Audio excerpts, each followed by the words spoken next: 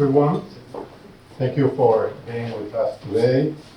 Welcome to this new seminar on the design of the future energy market and the fundamental role of the Agency for the Cooperation of Energy Regulators, ACER. Thanks to Funseam, its Director General, Joan Batalla, for regularly organizing seminars like today's with the aim of promoting a rigorous and informed debate in our society. Thanks also to Manuel Garcia, Director General of Energy Policy and Mines at the Ministry for Ecological Transition and Demographic Challenge, for joining us today. And especially thank you to the ACER Director General, Christian Zinglersen, for joining us and providing a perspective on this new common energy future. Thank you so much, Christian. Well, together with decarbonization and strategic autonomy, competitiveness is one of the main pillars of the European project in this new European Commission mandate, in which ACER and the regulators of the member states have a key role to play. The European Union is taking important steps to reinforce its commitment to ensuring that industries and households have access to competitively priced energy. The Affordable Energy Action Plan provides Europe with an excellent roadmap for moving towards a true EU energy market with several levers, like boosting renewable energy infrastructure and interconnections to create a true European energy market. Also reinforcing ACER's role to intensify monitoring of energy markets and coordinate financial and energy regulators. A more efficient European energy market will be a more competitive and integrated market.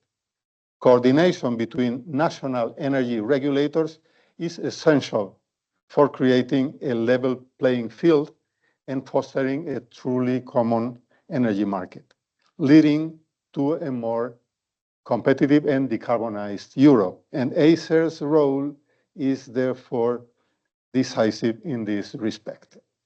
We have the opportunity to move towards a more integrated energy model in new vectors, also such as green hydrogen.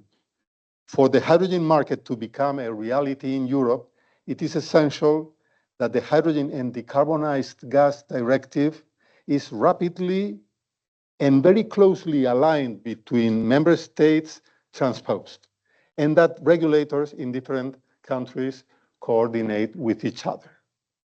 As we will see today, in addition to the transposition of directives, regulation encompasses many other key aspects where the role of ACER is also key, such as network codes, development of technical rules, monitoring of energy scenarios, and the assessment of the robustness and transparency of the investment planning process, and the coordination of national methodologies, including those related to remuneration regimes where appropriate.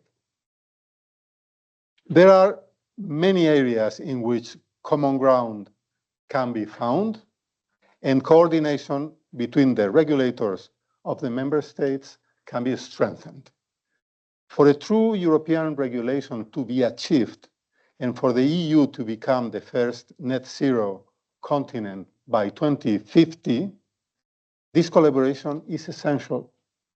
Decarbonization and competitiveness are the two sides of the same coin in order to move to a more autonomous, more dynamic, and more sustainable Europe, which is the goal of all of us here today.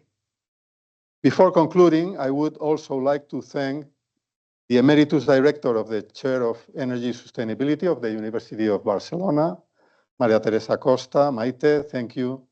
Also to the attendees who have joined us today.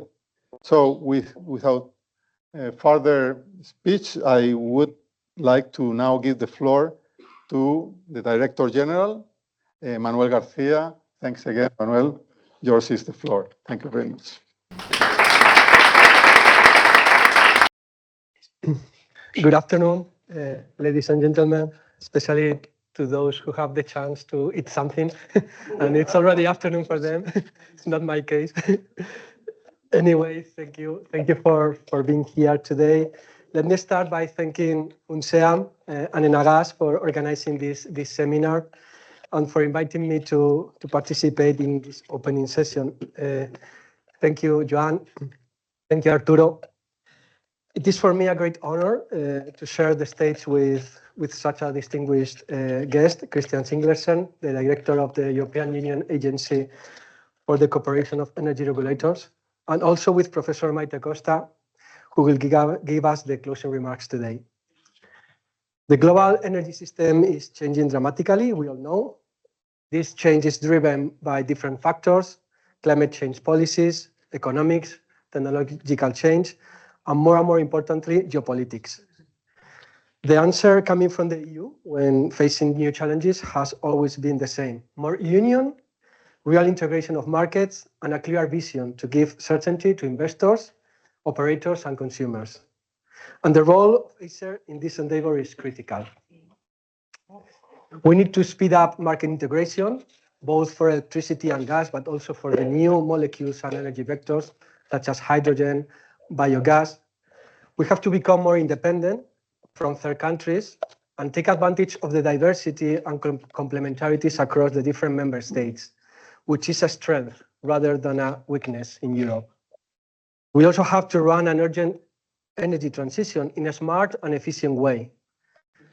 The way to achieve this goal is through a proper regulation that creates the correct incentives and allocates the risk among the different players in a balanced and fair way. For all this to happen, we need transnational institutions like ACER that provide independent and technical expertise to regulators and policymakers and support and guide them in this complex and uncertain process.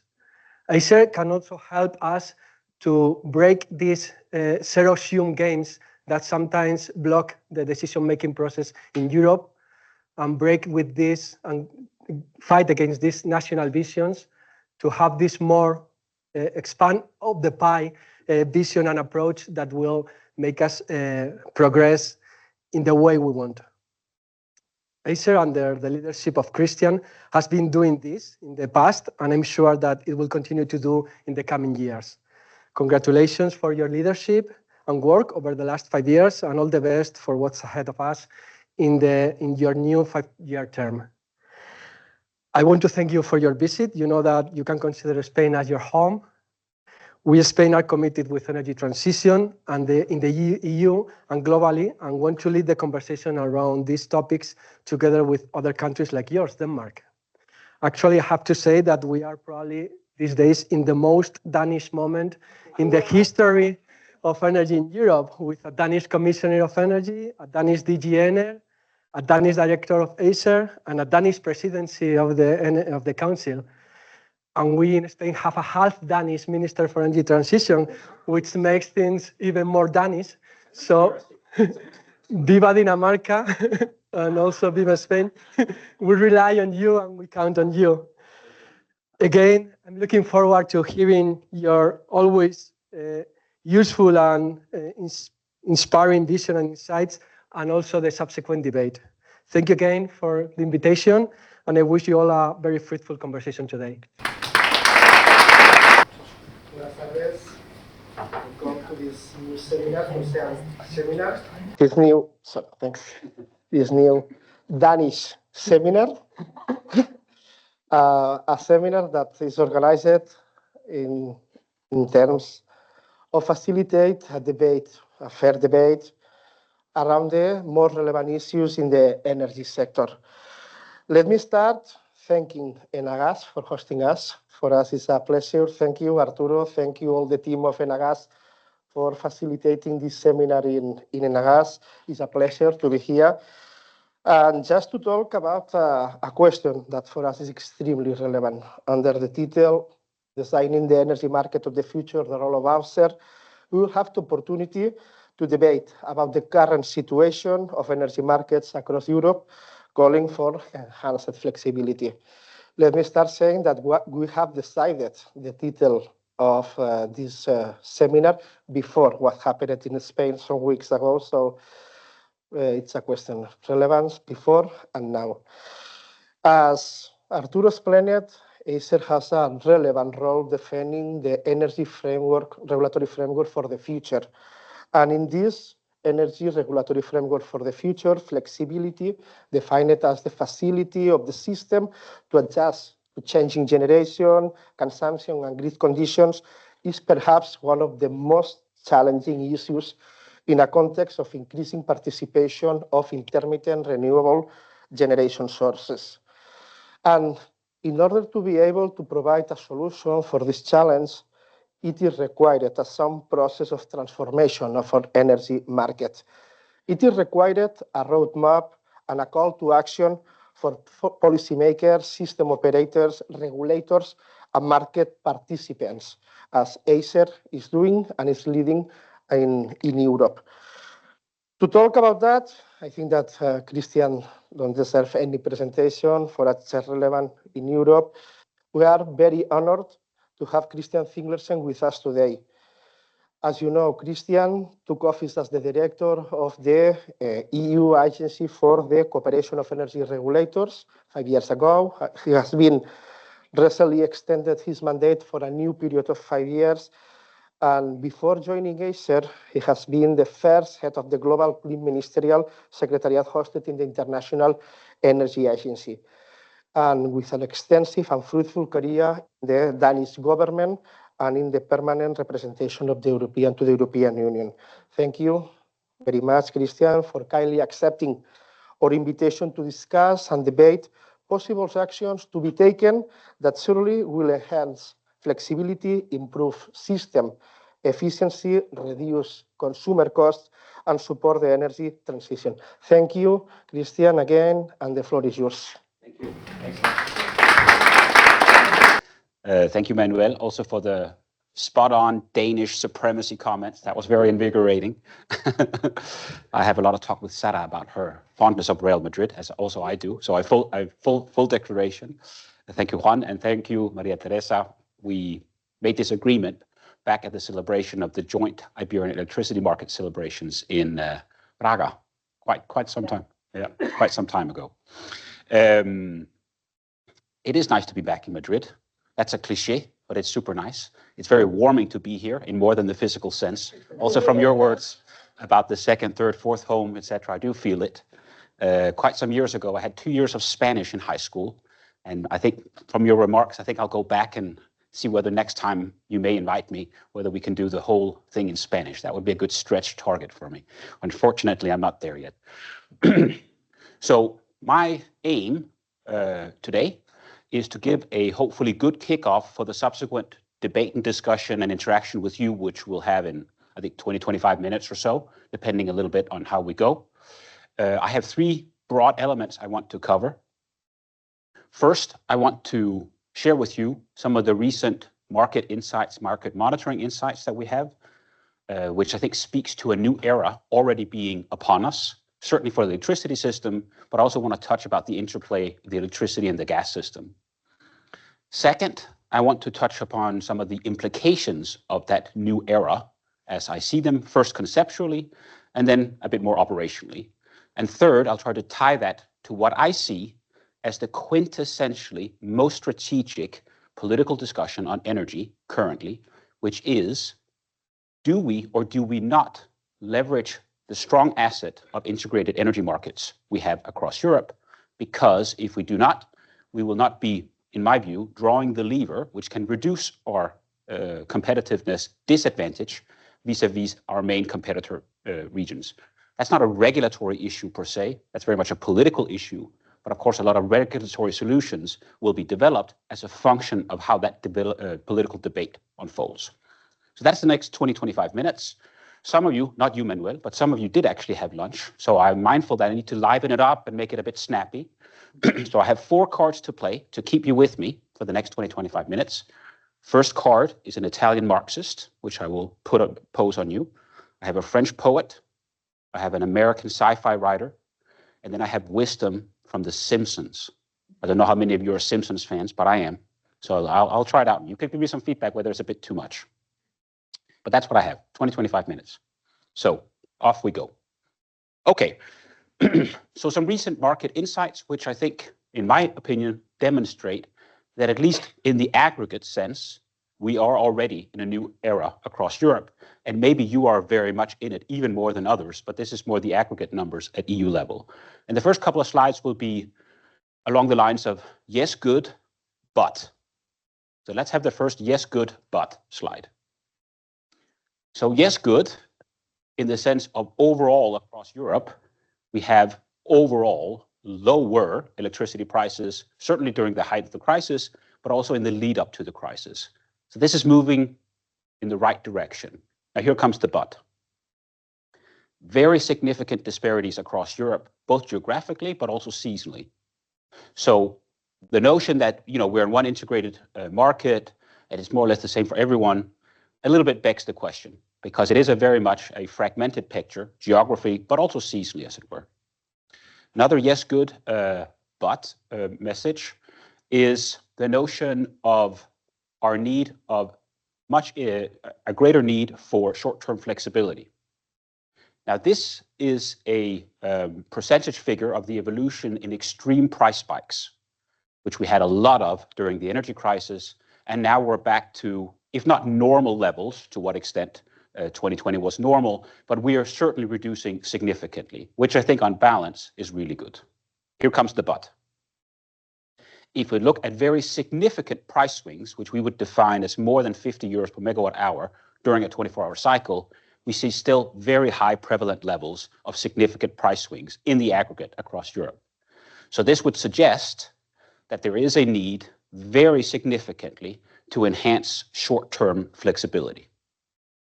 Now, the next slide is actually one I've used in a few occasions, so I'm not catering to you specifically, but it happens to be a time series of Spain over the last 4 years, which I think is super cool. So here goes. So this is a 24-hour cycle on steroids over 4 years. And we basically see, the red is the 2024 in the aggregate, we really see a transposition in the aggregate from this proverbial duck curve to more of a duck canyon or duck valley or whatever the colloquial term is these days. And what I'd like to say in broader settings across Europe is this is coming to a theater near you, as the Americans would say. So you're maybe at the front end of this, it's coming to many others.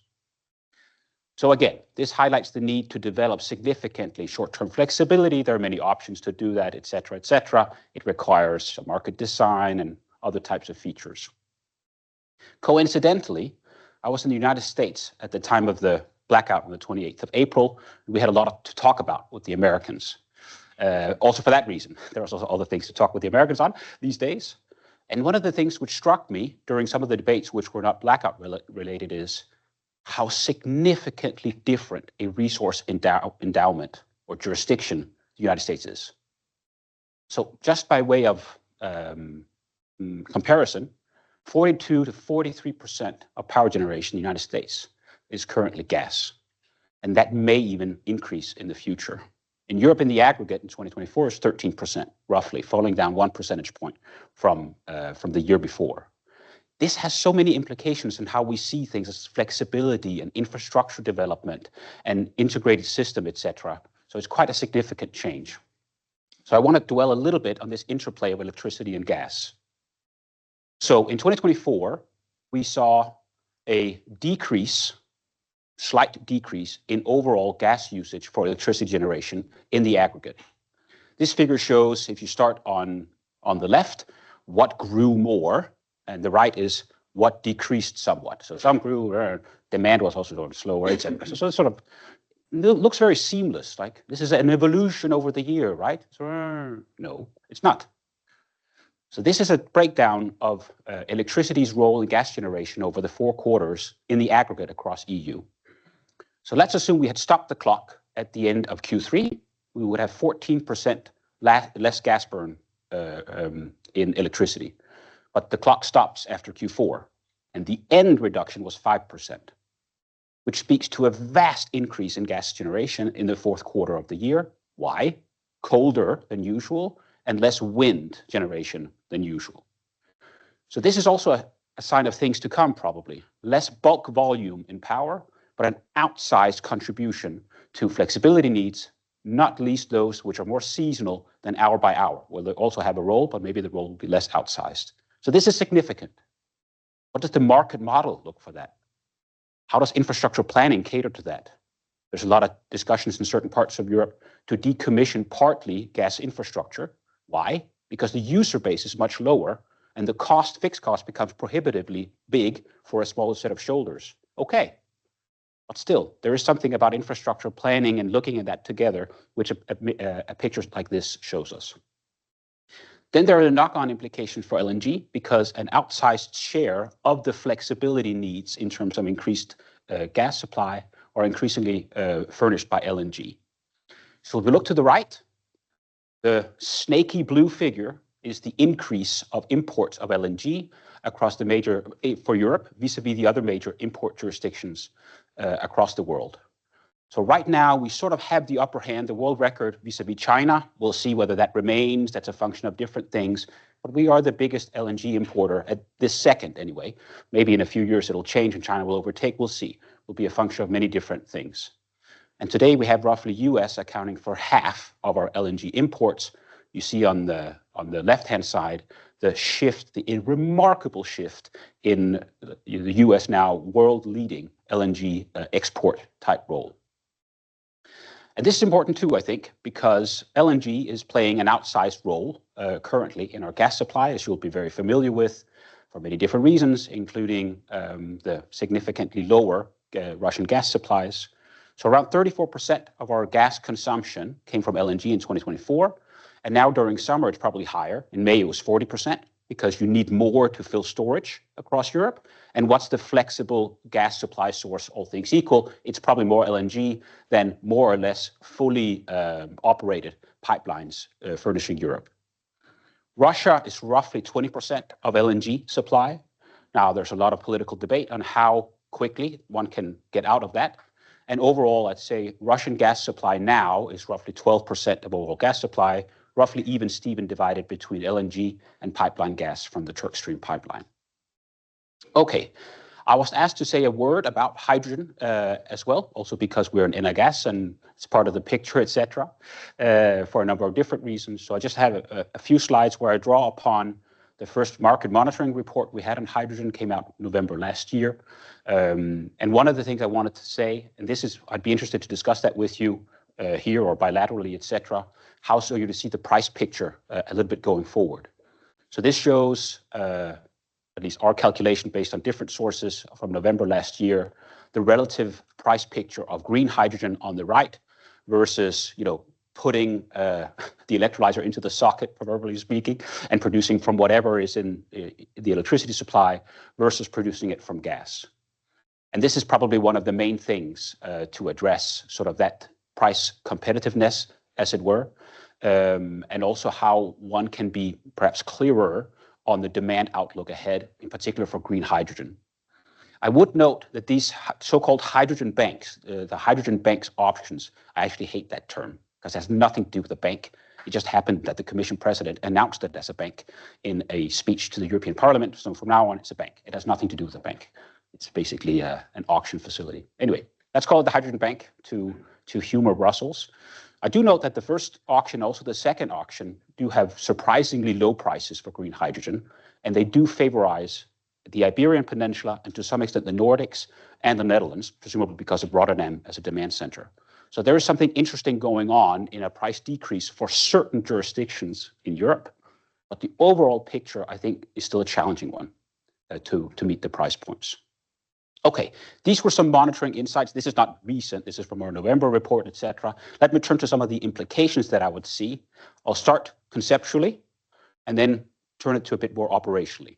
Now, here comes the first card I'm going to play to see whether I can keep your attention during my extended presentation. So this is the Italian Marxist being thrown at you. How many of you are familiar with Antonio Gramsci as a Marxist philosopher who died in the Second World War II? in World War II? You are. Manuel? Okay. I like Gramsci, not because I'm a Marxist by any means, but because he has this fantastic picture of transitional difficulties. So a very simple figure here of maturity and time, etc. He has this fantastic saying, when the old world is dying and the new world struggles to be born, that's when the monsters come. That's the famous Gramsci gap. This has been articulated a little bit more natural for economists by the IMF of a recent study, which I also like. And it basically speaks to the difficulties when you're trying to replace one capital stock with another. There's a lot of transitional dilemmas which come, and there's of an investment wave which speaks to CapEx, the cost of capital, how to even equalize CapEx, OpEx, etc. It's very difficult. It comes with a lot of different challenges. And my assumption is we're right in the middle of this right now in Europe. So of course it's difficult. Of course there are redistributional issues which are super tricky because we are in the gap. So let's break that down a little bit in terms of some more less philosophical assertions perhaps and some more operational implications. I think one of them is we're coming into already in a much more capital intensive type investment arena where hopefully the operational expenditure will decrease over time. Or if you look at a standard energy bill, probably the network elements, maybe also the levies elements are likely to increase significantly as shown here, but the commodity elements will decrease. Indeed, some of the network investments are necessary to reap the benefits of lower commodity costs. So there is a link. But we're also worried about affordability and we're worried about competitiveness as we straddle this gap as we get to the other capital stock. At least many are. So that means that these areas here need more attention than they might otherwise have been if we care about those phenomena. And one of the aspects here is to look at when we look at infrastructure and the build out of infrastructure, we will be depositing a lot of money towards those ends. Yes, we will. But are there also other means whereby we can get greater capacity out of what we already have as a complement to that which we need to build? Or, as politicians like to say, efficiency first applied to grids. And that requires some regulatory homework because you need to incentivize those who make the investments to make investments which at times are there, maybe in digitalization and certain technologies, but maybe they're $1 million or $2 million as an alternative to a 200 million euro investment. They need to be incentivized. And maybe it's a mixture of stick, show me your books, or carrot. Let's share some of the benefits reaped. So there are some pioneering benefit sharing regulatory schemes across Europe, probably led by Italy, which try to do this and incentivize it, which I think are quite promising. We from our side, we're trying to coin this a little bit phenomenon as think outside the wires is our acute way of pushing this a bit. In addition, flexibility, and you also spoke to that, I think we are in an era of short-term flexibility needs being significantly acute, and we need to address them. And these are 12 recommendations we had in a recent report on how to unlock flexibility in different ways. Some of them are super banal. It's like having a regulatory framework which allows for aggregation. The last overview we had showed 9 member states didn't have that in their national regulatory framework. Good luck with getting aggregation going. Look at the pre-qualification requirements you have to be able to contribute. Some of those pre-qualification requirements we see across Europe, they're legacy. They're from different types of assets. It doesn't mean that they're maliciously there. They just haven't been updated to accommodate a more changing system. Make sure that as many assets as possible can participate, as you're doing in Spain, in the provision of system services. So there are many different aspects. They're not necessarily Nobel Prize winning ones, but they're super important in this era that we're already in. And this is where I have the second card to play. The French poet Antoine de Saint-Exupéry, who made the Petit Prince, he has this fantastic saying about the future. Your task is not to foresee it, it's to enable it. And this we really need to do across Europe. We need to enable it by targeting, in my view, aggressively the barriers which hold this back. Okay, now Coming back to flexibility, or perhaps not flexibility, a few interesting insights, namely in terms of the prevalence of negative and very low electricity prices. So, sort of fun fact, in 2023, we had a 12-fold increase in negative wholesale electricity prices across the EU as a whole. 12-fold increase. Wow. And in 2024, we added another 50% on top of that. That's amazing. That tells you something. What about very low electricity prices, which we define as less than €5 per megawatt hour? Funny you should ask. We're at the same level as during the pandemic. And the pandemic was an unprecedented demand shock for Europe. Wow, this tells us something. And now what I would argue is, it tells us something about the deployment frameworks that we have and the tariffs that we have, the common denominator being, in my view, we need to make sure that all assets on the system are subjected to system signals. What does the system need?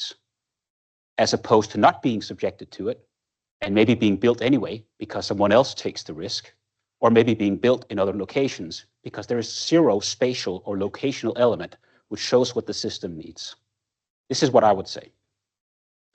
Now, behind these funky maps and interesting quantitative insights, there is a wider debate going on, which I meet all the time, whether it's in Brussels or elsewhere, where some point to this and say, yeah, this is why we need some subsidies, different batteries in certain locations so they can suck up these otherwise wasted great green electrons. Or maybe some say, well, actually, this is the best business case for electrolyzers, because we go in and we put them in there and then we can soak up these otherwise wasted electrons. And here's where my sort of a little bit risky bet with you guys, my third card that I'm going to play, comes in. Because here I have sought the inspiration from Springfield, Illinois, the proverbial home of the Simpsons. So what would the Simpsons, what advice in this interesting debate, this is soak up electrons, what would they say? So here we go. Now this is audio time. Let's see what they say. Two wrongs don't make a right, Bart. Yes, they do. No, we don't. Yes, they do. No, we don't. They do. Yeah. Two wrongs make a right, Lisa. How are you feeling about that? I tried this slide out with the International Association of Energy Economics, and the perception was sort of a little bit balanced there. I think it's super cute, and I will come clean and say I don't share Homer's advice. I don't think two wrongs make a right. Don't build a business case on something which is deficient in the first place. So I think for us, what we need to do across Europe, we need to go upstream and make sure our deployment frameworks subject all assets to some extent to system signals. I think our tariff regime needs to be updated so we make sure that we're subjecting all, at least to some extent, to system signals to get it right. And I think we are already in the era where that is an urgency when you see the prevalence of negative and very low wholesale prices in the aggregate. So that's what I would argue, as opposed to let's take that picture and let's intervene and subsidize more to draw advantage from it. I would rather say go upstream and fix the original problem. Okay, let's move from the Simpsons to tariffs. That's a bit more home territory for us regulators.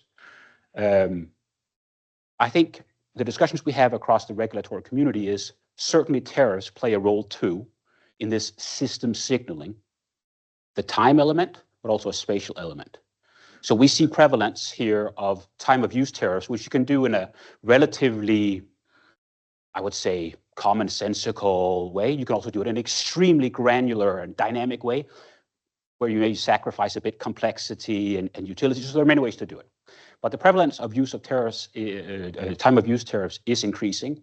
And this is where I have the last card to play. American sci-fi writer William Gibson, he had another great saying that the future is already here. It's just not very evenly distributed. And that's also true for tariffs, even though I'm thinking he was thinking of something else. It's also true for tariffs. So that move is coming in more and more jurisdictions, and I think it will accelerate. Another aspect of tariffs is something which regulators and also I think economists in general are quite keen to discuss.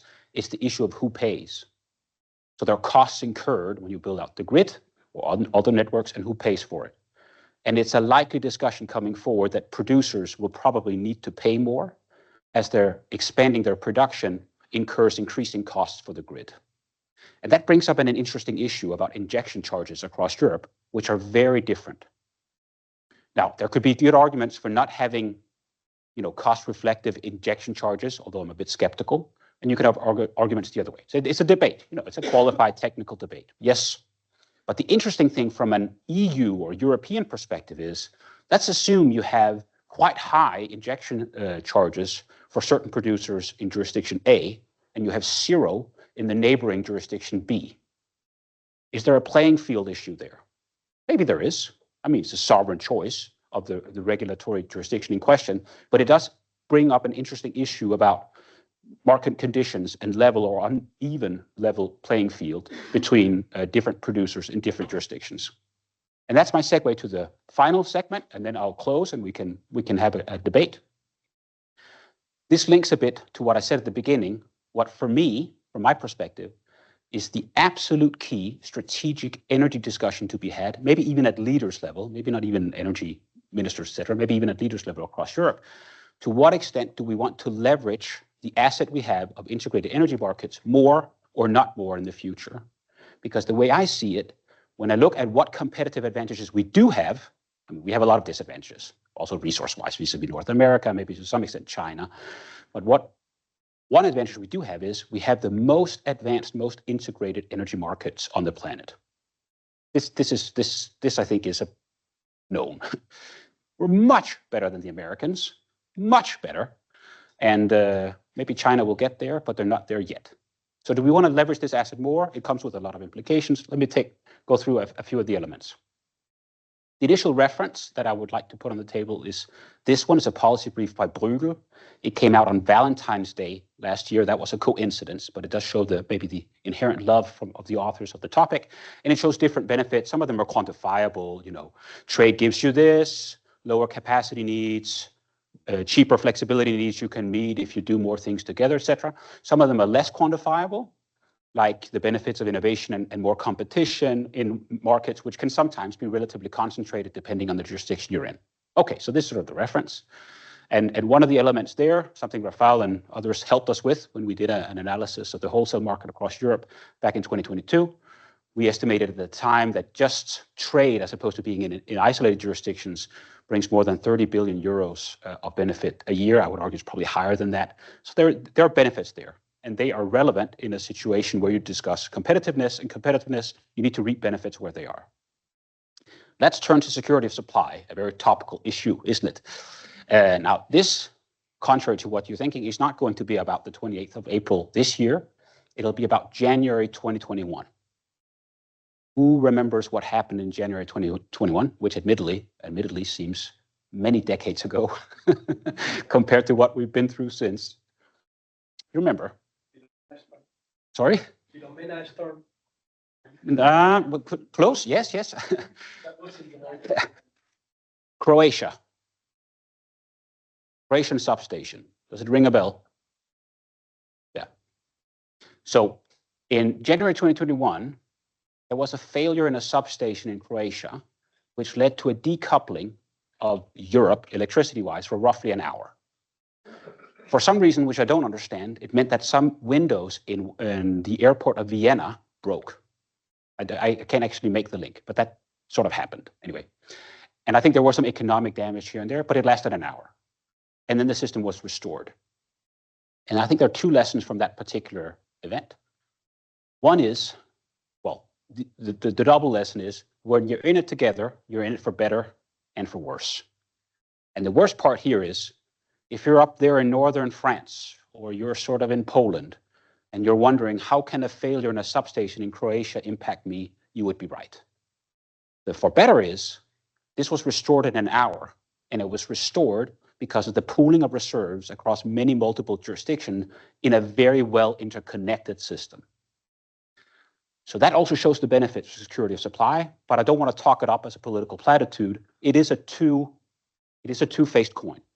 It does have implications that you're also dependent or maybe at risk of certain things happening outside your jurisdiction, but boy, are the benefits afterwards significantly greater to be more interconnected. That was a one-off, as it were. When we look at it more extensively, This shows classical electricity flows to and from France during, let's say, normal times, if you'll allow that term, and during the energy crisis. And what many people sometimes forget is the energy crisis was a double supply crisis. Yeah, it was a gas supply crisis, yes, but it was also an electricity supply crisis. A little bit because of some weather-dependent conditions, but very much also because of French nuclear, who had very unusual corrosion problems, leading at times, certain times, that roughly half of nuclear production ceased in France. And that's a very big chunk for Europe because roughly half of nameplate capacity nuclear in Europe is French. So that was huge.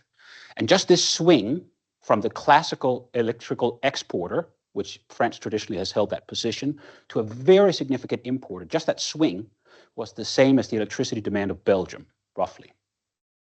So there were no blackouts, to my knowledge, in France. The only reason why you didn't have a series of rolling cutting folks off and businesses off was because of imports.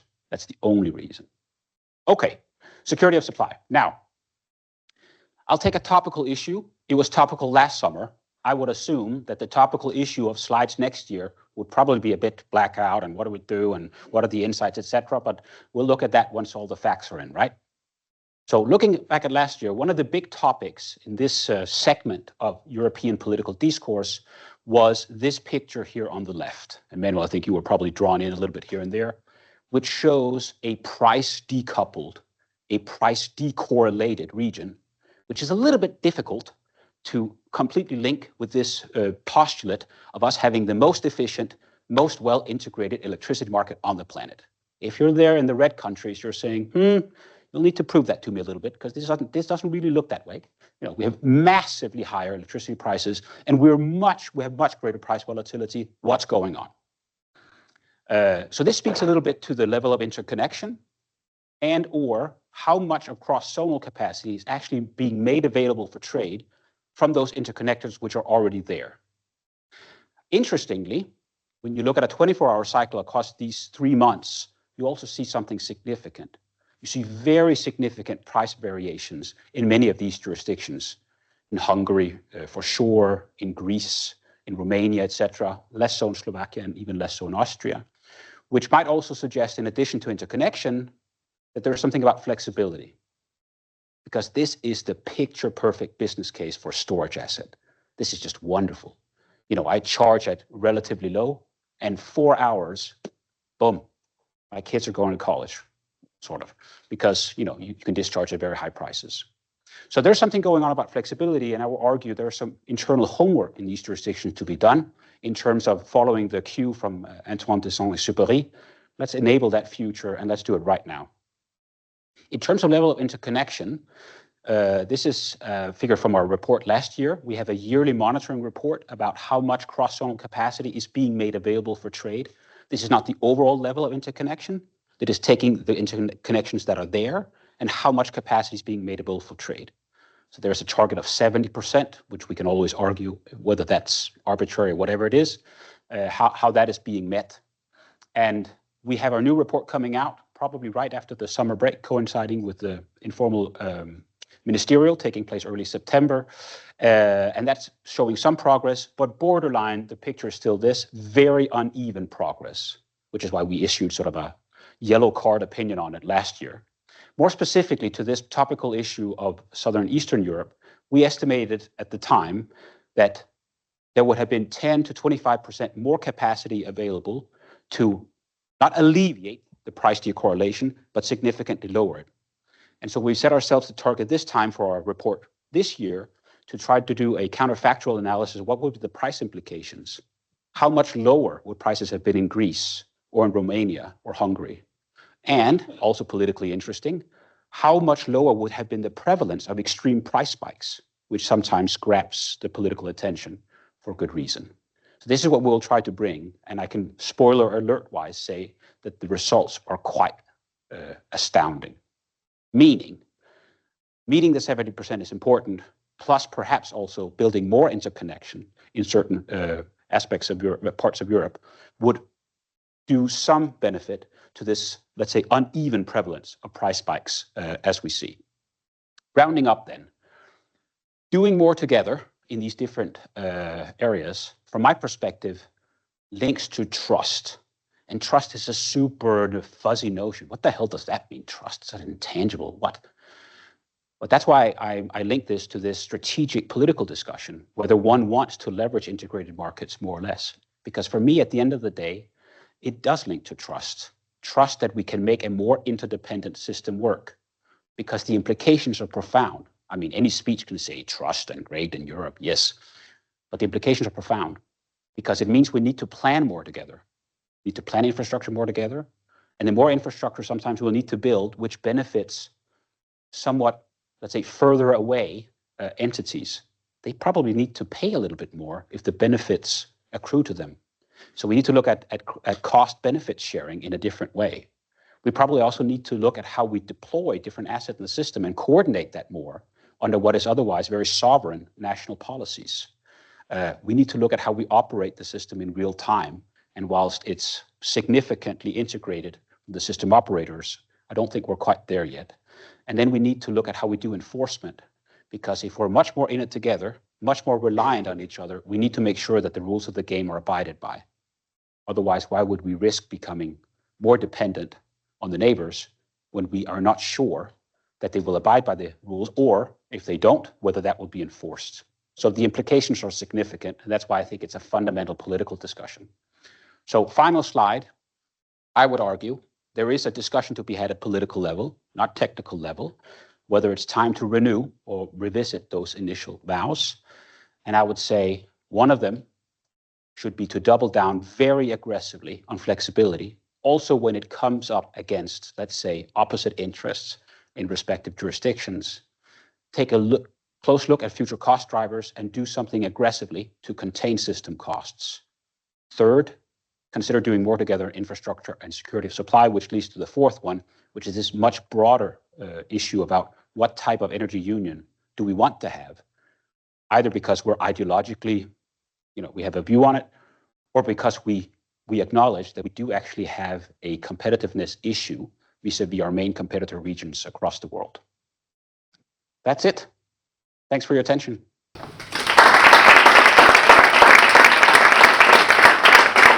Excellent presentation.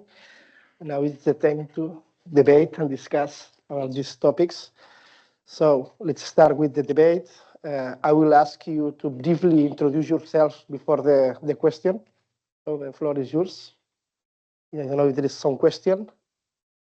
Thank you very much. I don't know if I was too quick on going on for the questions, but I have an important questions in case of the gas. What we see now is that we need the gas as a backup for coverage of electricity, and it is important to fulfill the sufficiency of the networks and the retribution of the networks. But we also we will need demand on the other side. And this is a very difficult problem, because on one side we want to decarbonize, and we want to get rid of fossil fuels. On the other side, we need gas to cover the demand. But to cover the demand is not like we just plug and unplug. We need demand all the time. So we still need a base of demand, a critical base of demand for the gas.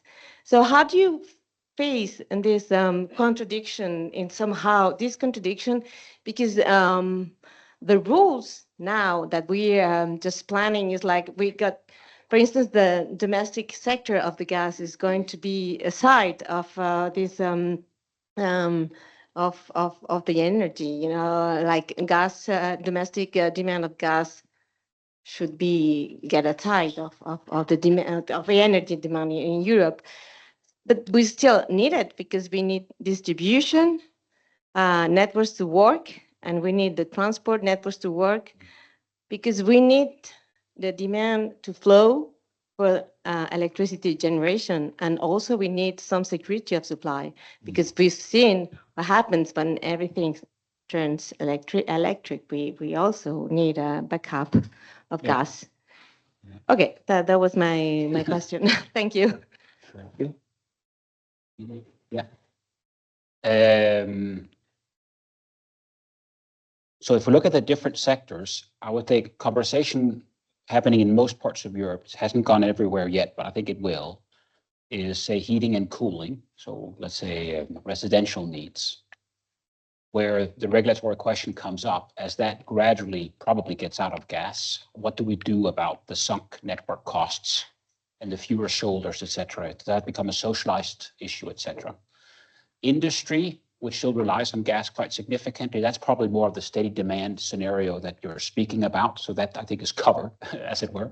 And then electricity, I would say in many jurisdictions across Europe, that's a gas storage issue. The gas storage endowment takes care of that, let's say, uneven supply need or demand need, as it were.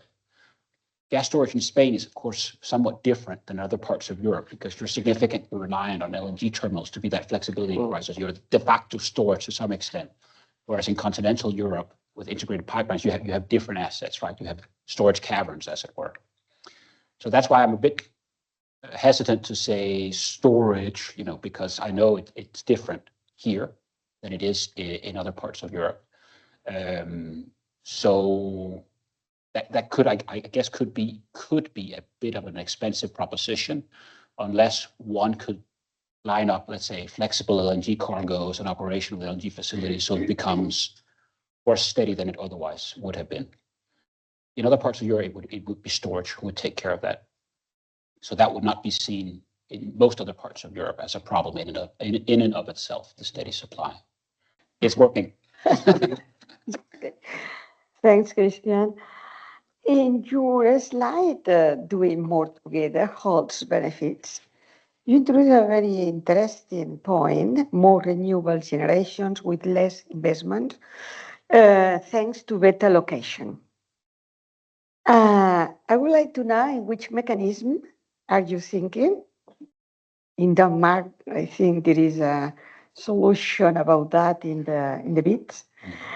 And what effect could have this the change in the congestion? So one of the problems that we have now is the congestions that firstly that provokes inefficiencies in the energy and electricity system, also in economic terms, and in CO2, because there are a lot of emissions of CO2. And I don't know if you are thinking also in these other aspects far than the investments that the entrepreneur need to locate the generation plants, and if you are thinking about the same mechanism you have in Denmark. So I'd have two takes on it. First would be, let's see, in a national or a regional type setting, and then in a cross-border multi-jurisdictional type setting. But national type setting, I would think as relatively no regrets. I mean, I'm not saying that they're necessarily politically easy, but no regrets in terms of system terms. Make sure that the deployment framework for the assets sends some of the system signal exposure or the risk exposure on the asset. So you're not incentivizing building things in certain places where you have no risk, because then you're likely to exacerbate a problem. And there are places in Europe where basically I think the distribution system operator finds themselves not operating very much, or just paying out curtailment premia, etc., and they're pretty unhappy about it, is my sense. And I think the tariff framework should also be updated so it actually makes it, maybe in terms of connection charges, etc. If you're connecting in an area which is not very congested, maybe the tariff implication of that should be more beneficial than if you did where it was. And then something which is not money per se, it's more visibility. It's these capacity maps, which more and more jurisdictions have, where you want to connect, you see, okay, where can I connect much quicker than elsewhere? And it may be a favorable tariffication, et cetera. But besides that, I think those things are close to no regrets. If I look at it from this big energy union perspective and sort of really make it big and more visionary in terms of drawing relative resource endowments for solar prevalent areas further to the south, windy areas on the coast in the north, the hydro prevalent areas which are a bit more dispersed across Europe, et cetera, can we leverage that more? that ups the ante considerably, doesn't it? Because then there are some jurisdictions which would be producing much more because they have lower costs of doing it, and that needs to be evacuated to the demand centers. So I take an example from the jurisdiction I'm from, offshore generation in the North Sea. So it's pretty likely, almost inevitable, given certain policy choices of Germany, there will be a net importer of energy in many different types of forms, including electricity. And then there are jurisdictions who have significant capacity to build some of these assets, which vastly outweigh their own demand. No brainer, right? So build them there and export it there.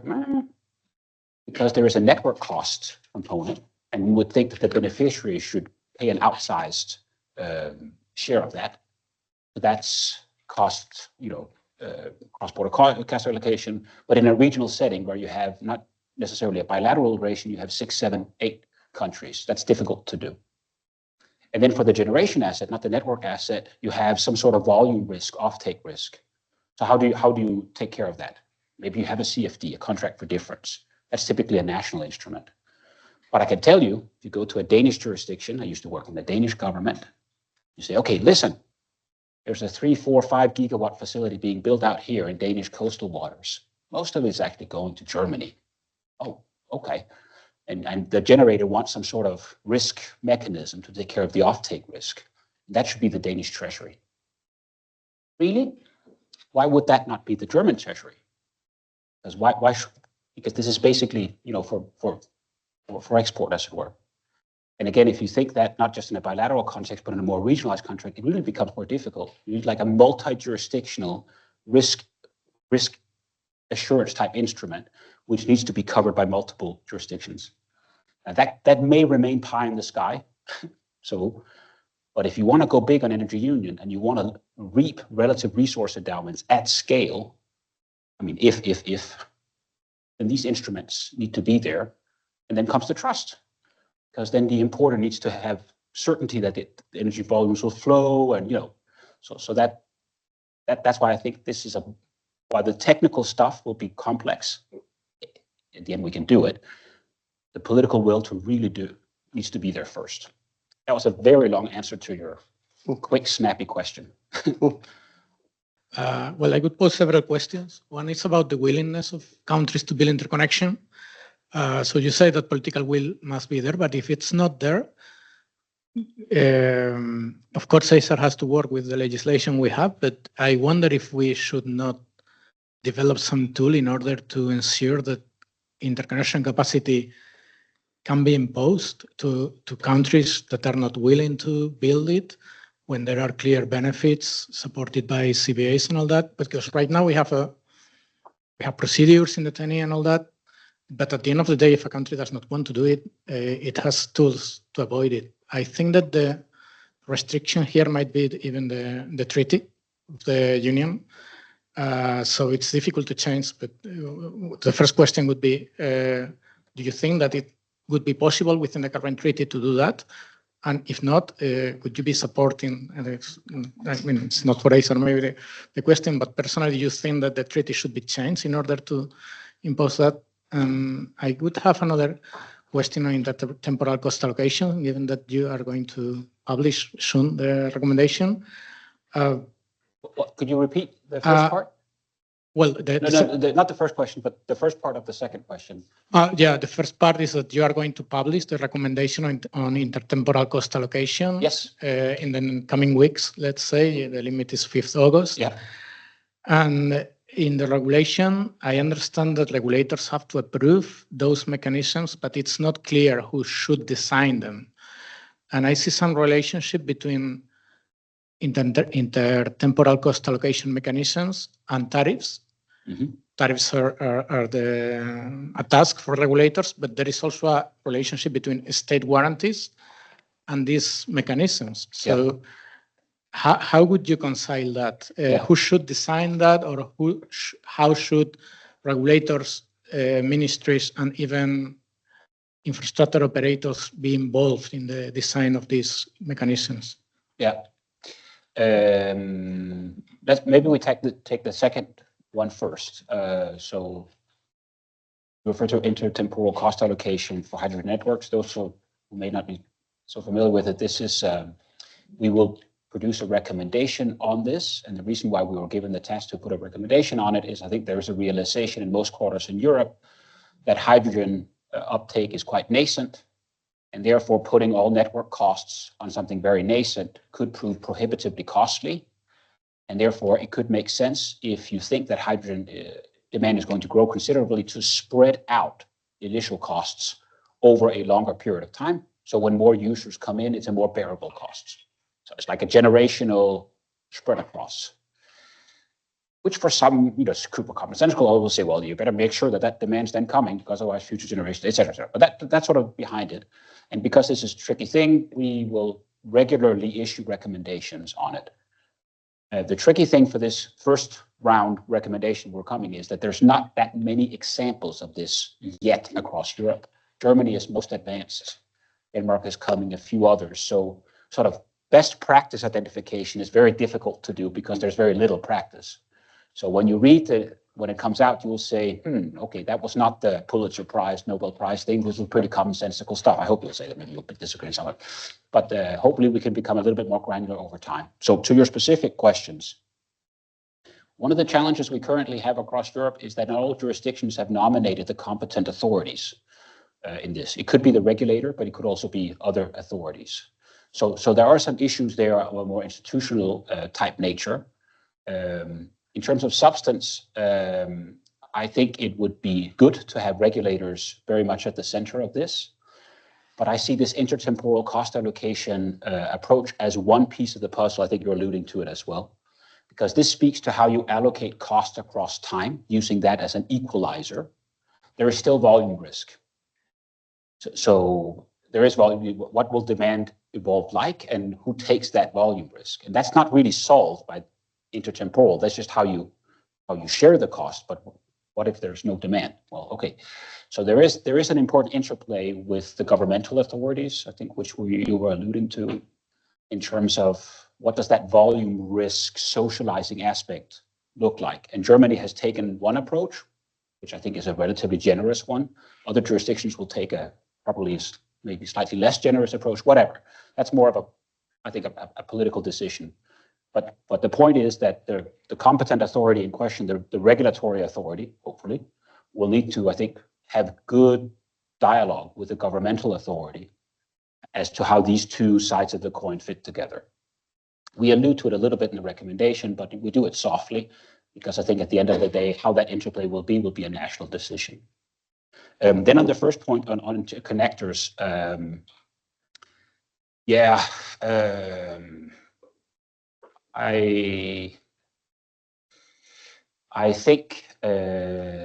I think there could be a relatively strong case for, let's say, firm obligations in terms of level of interconnectedness exceeding those of today, that we have today. I think the likelihood of that being accepted will depend on whether there is this grand deal, let's put it in those terms, that amongst a critical mass of leaders across Europe, there is the understanding that we are in a situation in Europe where we have no easy answers vis-a-vis our main competitors, and whether we love it, if we love it slightly less, we need to leverage the assets that we do have.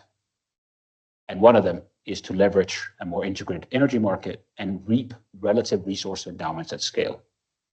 If that deal is there from a critical mass of leaders, then I think, yes, there would be that willingness. If that understanding or deal is not there, then frankly, why would they sign up? Because I don't believe in the fundamental premise, then I'm not going to sign up, right? And then, then I think it's dead on arrival. So also for that reason, I think that this is the political discussion which needs to be facilitated and nurtured. And again, I come back to my own personal belief is it needs to be done at leaders level. Because it's such a fundamental structural thing to have that level of interdependence. And maybe for some, it won't be in the cards. Maybe they'll say, yeah, I get it. I read the spreadsheet. I read the Valentine's Day brief. Great. But I can't do the electoral math. It doesn't fit with how my domestic politics works. I'm sorry. Okay, fair enough. That's the world we live in. But I think that the discussion needs to be had. So that's my way of, squirting out of the answer, wiggling out of the exact answer, making it conditional, classical. Yeah. Hello, good afternoon again. Great pleasure, and thank you for your really very insightful presentation. I really enjoyed the general and structural debate that you opened, and quotations included from Gramsci to the new philosopher, Dr. Homer, the real influencer. I can presume that also in the energy sector. But my point is with regard to you put it in one of your conclusions, I think it was the main statement that integrated markets. I don't know to what extent the challenge, once again, is integrated infrastructure, common infrastructure at European level. Of course, implicitly, we are talking about that when you mention integrated market, but market in that case with the big S, because perhaps in many things, that is my internal analysis that you mentioned, it appears the correlation and coordination between central markets and local or decentralized markets in terms of flexibility, storage, platforms, whatsoever, all the things that I'm pretty convinced that you know very, very well.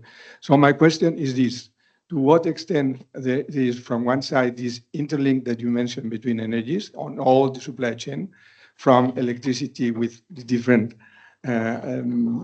modalities that we could incorporate, gas, hydrogen, green hydrogen, whatsoever, biomethane, things that goes with the infrastructures or not.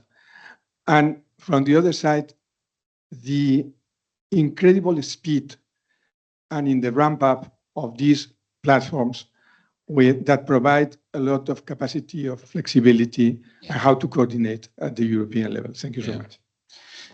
Yeah, I think it's a super difficult question, or a pertinent one, and therefore difficult. So this interplay, let's take it in two pieces. The interplay of electricity, gas, and hydrogen, etc. It's difficult to do integrated planning, I think, because the demand outlook of the different vectors is so contested by those who actually are closest to the businesses and have the insights. But exactly because they are that, they tend to see the world a bit differently. And I think it's difficult in a regulatory authority or a governmental authority to come in and guess even better than those who are closest to the markets.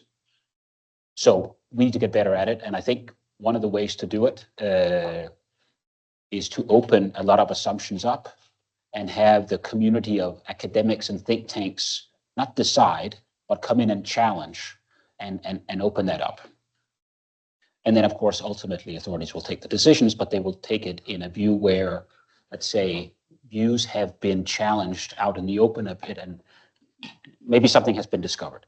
Then this issue about, let's say, central and local, I agree this is quite key, because many things can and should be tackled at local level, not just because of different preferences and different, but there's just a lot of capacity and a lot of savings and efficiency done there. So a lot of experiments on local flexibility markets and the like, and with more and more distributed assets being integrated by digital means into the system, why wouldn't you take care of a lot of balancing issues at the local level? So this I think is a very good thing. But that brings up the issue then how it links up to the central level. And I think one of the very important things, this is what been impressed upon me at times, is transmission system operators don't always have full visibility into what happens into all aspects of the system. I'm not having a subtle reference to the blackout or anything. I just mean in general. And I also think there's a very significant difference in the digital prowess and capacity of the DSO in question. It's not one-to-one correlated with size. We have a very fragmented DSO landscape across Europe, but there could be a discussion to be had about very small-sized DSOs in certain jurisdictions, whether they can do that. They can provide, let's say, that level of visibility which the TSO would ask for overall balancing purposes or whatever. So interplay, long story short, we should be very careful in going down the harmonizing and centralizing everything across Europe. That will seem a total overkill and allow for a lot of local diversity. But there is one unifying thing, I think, which is to have visibility of the system and how it operates and make sure that the transmission system operator has that. And I think that could bring up in some course, somewhat delicate discussions about what is that level of digital prowess and capacity at very small level, if I can say that in a bit diplomatic terms. So there's a bit of from my point, just personally speaking, I think there could be some institutionalist type questions going forward in terms of consolidating DSOs. Maybe not ownership-wise, but operations-wise, which I actually think is being done in Spain quite a bit, is my understanding, but not necessarily in some other parts of Europe where they have a very, very fragmented DSO landscape. Yeah, another long answer to your question. Hello, good afternoon. I'm Nayara Ortiz de Mendivi. I will stand up because if not, you cannot see. Nayara Ortiz de Mendivi, Secretary General of Enagás, the Spanish Gas Association. I would like to ask two different questions. One regarding the combined cycles, because we have here waiting for the capacity mechanisms for the combined cycles in Spain. We know that there are other countries that they have them already, but we are here like 4-5 years waiting for them. We have public consultations, but we don't have still anything. So I don't know, what do you think, what can happen in Spain if we don't have this mechanism of capacity for the combined cycles? This is the first one. The second one. Except for you. Oh, yeah. No, for you, it's for you. It's for you. Yeah. And the second one is regarding the biomethane. You have been talking about hydrogen, but in Spain and in Enagás, we are working a lot with biomethane and hydrogen.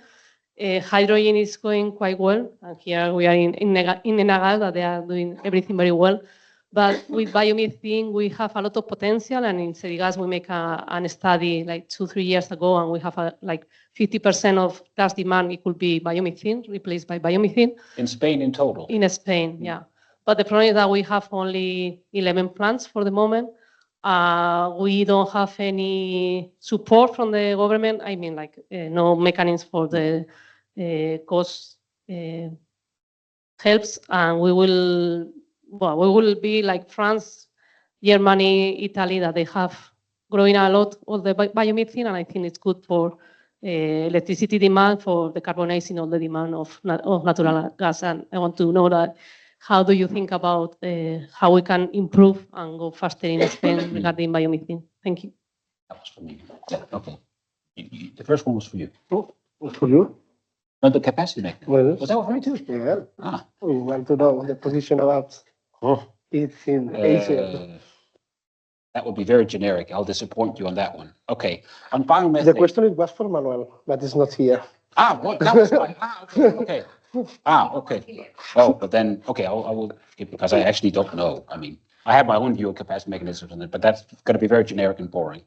But on biomethane, so the leader in Europe in terms of relative share of biomethane today, coincidentally or not, happens to be my own home country of Denmark. Apropos Manuel's, this supremacy of Denmark has finally arrived. Yes. It's not a coincidence for two reasons. The most important one is because we actually, contrary to fairy tale belief about my country, we have a highly industrialized agricultural sector, which means that the economies of scale are big and transaction costs are low. And that's why the uptake potential in a country such as Denmark is much significantly different than in the proverbial agricultural country of, say, France, where it's much less industrialized and the economies of scale are lower. So they have difficulties to get to competitive costs. The other reason, which maybe comes a bit closer to what you were targeting in your question, is the initial stages of that significant share now of biomethane production was supported indeed. And I think it follows the lines of nascent things where costs are bigger in the beginning, yes? And then there's always a political discussion of how much at the beginning and what's the phase out plan, blah, blah, blah. I'm sure there are political dynamics in all jurisdictions about those types of things, including my own. So what I would say is, again, from that experience, and also looking at some other jurisdictions in Europe, not familiar with how industrialized and big scale it is in Spain, I don't know. But there is probably a limit to how much you can cost competitively produce if you do not have very industrialized sites. And if even where you have that, let's say how you organize the industry, I think there is a case for some subsidies in the beginning, etc., but also a phase-out plan for those subsidies, because we're never going to be competitive only via the subsidy type. It's not in your question, but one interesting thing from my perspective on this issue, because I agree with the biomethane potential as such under these circumstances, is Ukraine. I care very deeply about, by the way. So Ukraine is the second largest country in Europe. Also quite big population, but compared to its size, it's not so populous. I mean, the population density is not high. And they have a proud or not proud tradition from Soviet times of industrial scale of everything, which maybe not the most humanist type of thing, but also for agriculture. It's a huge agricultural producer. So once they join us, whenever that may be, and what circumstances, I think this is one of the genuine win-wins, as it were. This is a very political platitude type of thing, but I think it's genuine. I think the energy integration perspective of Ukraine, in addition to all the security stuff and existentialist stuff, I think is huge. But that's also because they have this industrialized way of, it's just how they organize, how the sector is organized, which I think is super important. And again, I don't know how it is in Spain. Okay, first of all, thank you very much, Christian and Funseam, for the invitation. Only I wanted to well, I'm Antonio Hernandez, now EY, but some years ago, too many years ago, also a regulator. So in your slides, there was one very, very important, the future bills, electricity bills. Yes.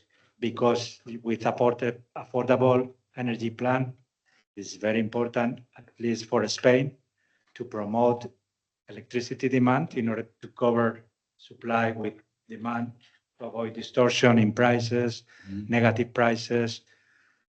And then storage, flexibility of demand, and demand by itself would be very important. So in order to promote demand, electricity prices will be very relevant. In that case, you mentioned in the slide that the part of levies and charges in percentage will be increased. Yes. Very significantly.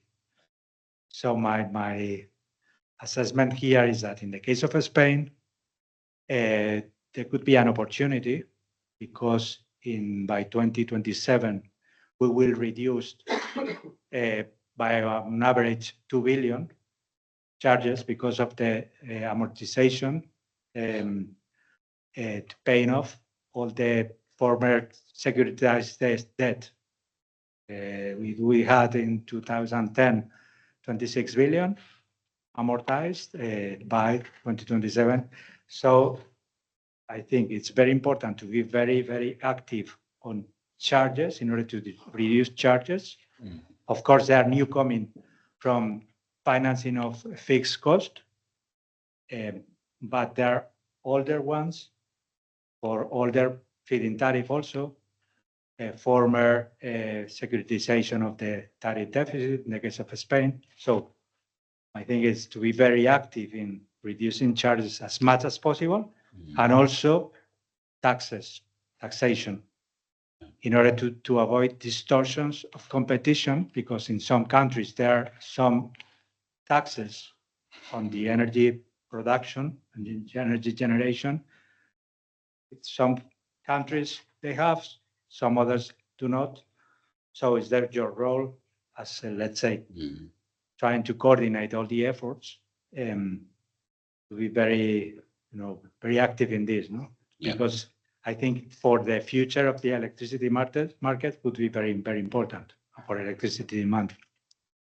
Thank you so much. Thanks a lot. I detected like 3 or 4 questions of that, which is very good. So on some of them, I have quite strong views.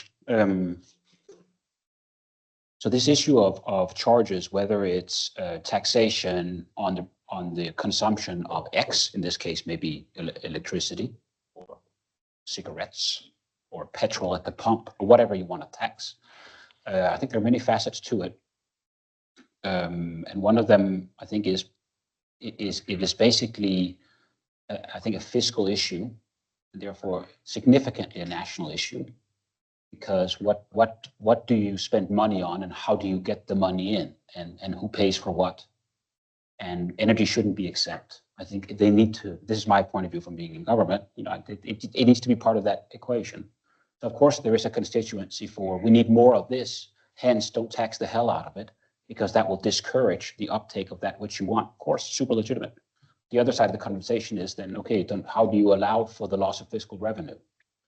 I come from Denmark originally, and we are, as the Americans say, a nanny state. It's a very tax-heavy welfare type state. And I used to think this is a bit anecdotal. I'll labor the point a little bit. So I had a job. I was responsible for energy policy in the government as a civil servant.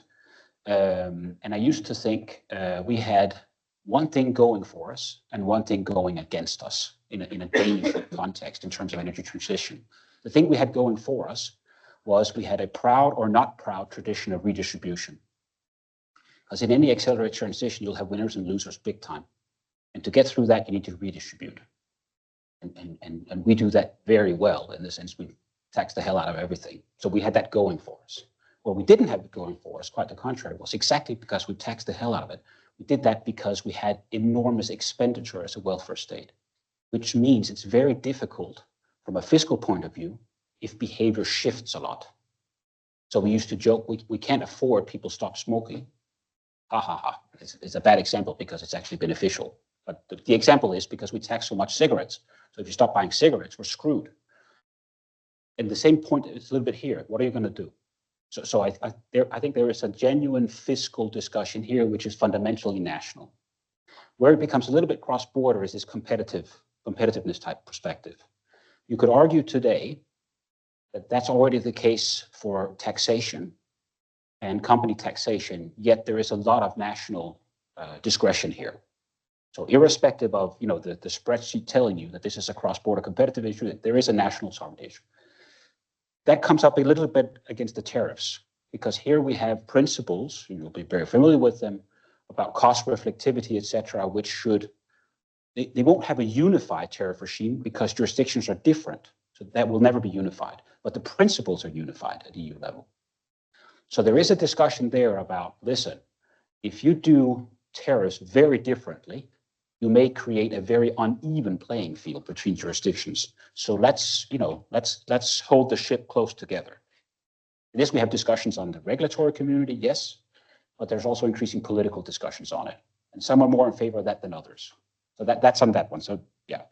Then on this issue of promoting demand, this I'm more skeptical of, to be honest. I have no view, I'm actually very sympathetic of promoting demand as a decarbonization policy to have electricity supplement or take over the role of other energy vectors which have higher pollution. That for me is a natural decarbonization policy.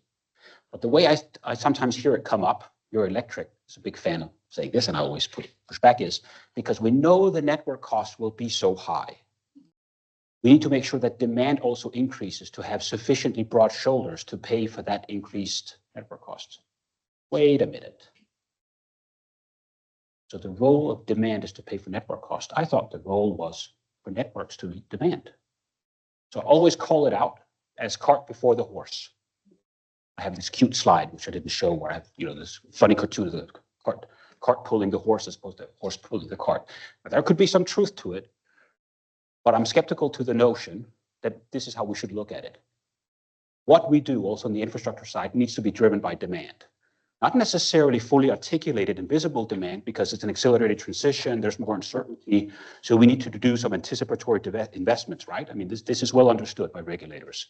I think this is agreed. So regulators need to take some more risk in the future, signing off on investments where the demand is not fully visible. But I don't buy the notion that we want to increase demand so as to pay for the network. It should be the other way around. And the key focus there needs to be, we need to have greater visibility on future demand. We need to get better at that.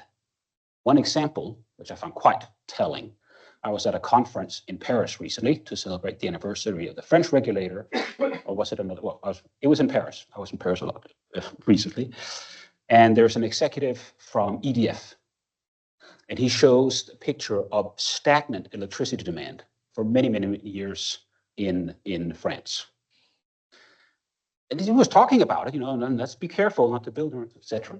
And this contrasts to a mandatory task we have to sign off on the so-called European Resource Adequacy Assessment, which is this instrument, electricity, which I won't bore you with, where you see the electricity demand growth under that submission to us by ENSOE going up like this.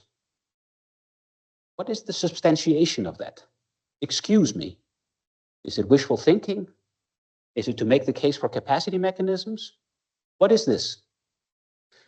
So there's something there about visibility of demand and having more certainty. We need more daylight into the room because I'm not fully comfortable with all these assertions about demand exploding. And therefore, we just need to build hundreds of billions of networks just to catch up. I'm not convinced by it.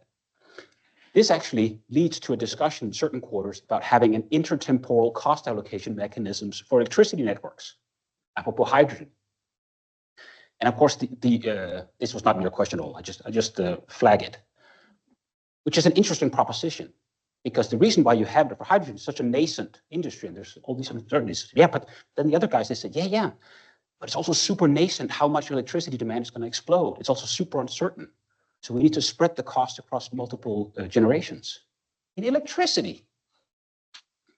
So yeah, I feel strongly about these things. I think there's just a little bit of a rhetorical game going on, and there seems to be a constant here, which is a wish to build out networks, and then there's a lot of variables.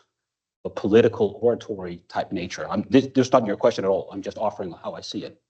And I think if we suspect, I can speak for myself and from ACER, if we suspect that there's a little bit of that going on, it's our role to call it, to puncture the hot air balloon and demand to have somewhat more visibility into actual demand, which is coming, before we sign off all these billions of bills.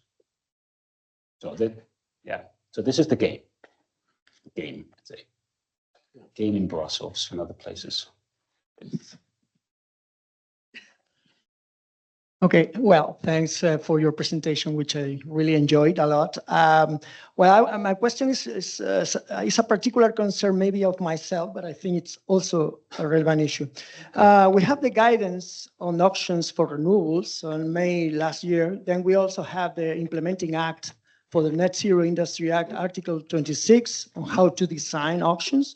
So we have these multi-criteria auctions where we are supposed to give extra points or either in the awarding or the pre-qualification for those projects which are able to, provide system integration benefits. Okay. My question is, do you think this is a way to do it? I mean, do you think, what is the real role of this awarding criteria or pre-qualification criteria regarding the system integration benefits in renewable energy auctions at a time when the renewable energy auctions are really on, as far as I know, on the downside. Okay, so I think this is like, I see it more, this is a personal opinion, of course, I see it more as a patch, right, to the real issue, to the issue of how to address this problem. But I was just interested in knowing your view on this. Yeah, I mean, we're a bit further away from this. We're not really involved in these things. So my view won't be as substantiated as I think your passion is. So some of the industrial policy elements of auctioning, it's difficult, I think, to get a full grasp on. I think we can probably all agree that there is a level of dependency in certain assets which could prove a risk if they were to be quote unquote weaponized, particularly some production in China and some requirements for being produced in Europe. So, okay, there's a discussion there, and it's very difficult to say it should be 10%, 20% or what there's discussion. In terms of more classical award criteria, I'm a bit skeptical a priori, as I sort of infer you are. I would think go upstream and make sure that you expose those who wish to enter the system to system signals. So for instance, one aspect where you're on the front foot, etc., you're experiencing significant cannibalization of solar PV revenue. So let's assume someone had the political idea, let's take merchant risk away from those assets. Oh, that would be the stupidest idea ever, because you just build much more in the wrong places, right? So you need some merchant risk because you may co-locate with storage assets. So you can do arbitrage, and that can be a merchant opportunity. Good. Then sometime in the future, after many folks will have done that, that will cannibalize each other, and the arbitrage premium will not be very high. Is that society's problem? Does that need them to come in and be subsidized? No, you should probably not build that hybrid assets anymore if you're not going to make money off it.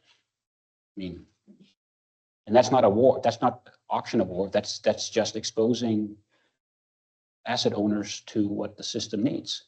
And technology innovation will follow. Of course it will. So yeah, that's my not so in-depth response to what you said. Yeah, more than a question, I have a petition because you raised the point of on what, sir? Competition. No, a petition. I have a petition. A petition. Yeah. Okay. A petition for competition. Homework. So you raised the point of electricity investments. Yes. And even the potential application of intertemporal cost allocation mechanisms. Which I'm not in favor of for electricity. And that's not my petition. But I know that there might be substantial investments in electricity networks in the future. And interestingly, gas operators, for years, we conducted voluntarily, in coordination with regulators, a benchmarking exercise, which was eventually codified in the regulation and tasked to ACER, and now you are conducting it, running a public consultation now, and you will have a first report in 2027.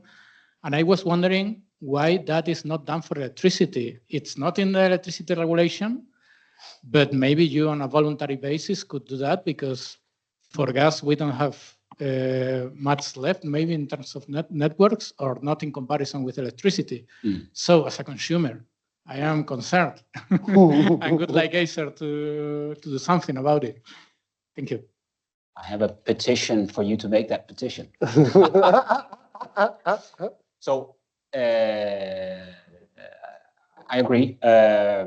I mean, let's be honest. The benchmarking exercise is not equally popular in the gas community that we're doing it. This is what I hear, but I take it from you as a private citizen that you appreciate it. I think there is a strong case for benchmarking in electricity, and I think the case is the strongest at the DSO level. Because I think the level of digital prowess and prevalence is the highest at system operator for a lot of different reasons, including size and whatever, many things. So if I were to start suggesting, or if I were to suggest where to start, I think there should be something done at the DSO level. And you could look at elements like utilization of the grid, digital investment, etc. And then, of course, in all of these, life complexity sets in. So one should not draw immediate conclusions from a spreadsheet exercise, because there are different topographies and whatever. But at least it starts a discussion. If there are very uneven levels in such an exercise, there starts a discussion of what's going on and what might be some issues there. So I think this is a good idea. But as I said, I would start at the DSO level, and I might suggest some folks to listen to your petition. You're welcome. Thank you, Christian, for your presentation, especially for this debate and your openness to ask all the questions. Let me finish with just a suggestion, and also for us extremely relevant. I think that all of us have clear that the integration of the markets, doing the things together, have a lot of benefits, as you explained it and detailed it in the presentation. And perhaps the question and the role of ACER is to speed up this process of accelerating this process of integration. And I don't know what we can do as European in order to accelerate the process of creating this real energy European market in order to have all the economic benefits coming from integration. Again, I think our role, I don't want to, self-deprecate or whatever, but I think our role is significant, but it is relatively small compared to the big political discussion of where we want to go. Still, we have a role. And one thing that we will be discussing with our colleagues in the national regulatory authorities a lot over the next months is what to do about the perennial delays we see in the implementation of a number of already decided and binding decisions and methodologies. That would seem to suggest either that we're doing things wrong, we're putting too much stuff on folks with too harsh deadlines, which of course is a discussion which faces us. But to the extent we're not so convinced about those counter arguments, do we have a sufficiently, let's say, punchy enforcement and sanctioning framework across the EU? And that will, of course, come up against a lot of discussions, right? But that will be a discussion, and that we're taking. So that may lead to some conclusions, which we'll recommend to the Commission. That's very near term. Yeah. Thank you. Thank you, Christian. Now it's time to finish. I will ask Maite Costa, professor of the University of Barcelona and director of the chair, to participate with the final remarks. Thank you.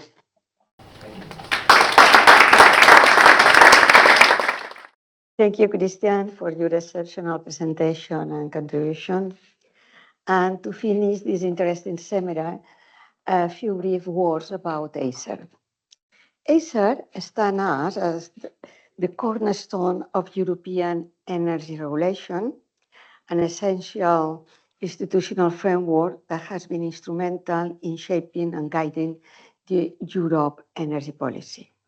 But let me recall some of my fondest memories. As president of the CNE, I had the privilege of witnessing the birth of ACER and participating in the earliest meetings in Ljubljana. In fall, winter, you know how the winter is in Ljubljana, plenty of snow and very, very cold. Well, I finished booking some boats, but the meetings were always very interesting, and the town is also very beautiful. From the beginning, ACER has represented, in collaboration or in coordination with the regulators, a pivotal step in building a unified and effective regulatory framework for Europe sector energy. Over the past 15 years, its work has been fundamental, 15 a little more, no? In defining European energy regulation and driving forward the decarbonization agenda. It is particularly important to underscore ACER's role in improving the functioning of energy markets. Its integration and progress towards the internal energy market brings benefits to the entire system, as you explained this afternoon. Its work has brought coherence, guidance, and substance to the regulatory process, as is reflected in all the words and all the documents, regulations from the Commission, particularly in the June 2024 regulatory package, very important package, and in the current European Commission proposal within the Clean Industrial Deal. Very important, but it's in progress. In all the expression. ACER aims to simplify the development and operation of trans-European energy networks, strengthen planning collaboration, and accelerate cross-border projects. That is, to provide adequate infrastructure with a more effective tooling methodology. I suppose you are working in that because the Commission invited or asked you to work in the new methodology. We must also highlight ACER's important contribution to ensuring the proper functioning of the gas markets, an area of particular relevance to Enagás for this house.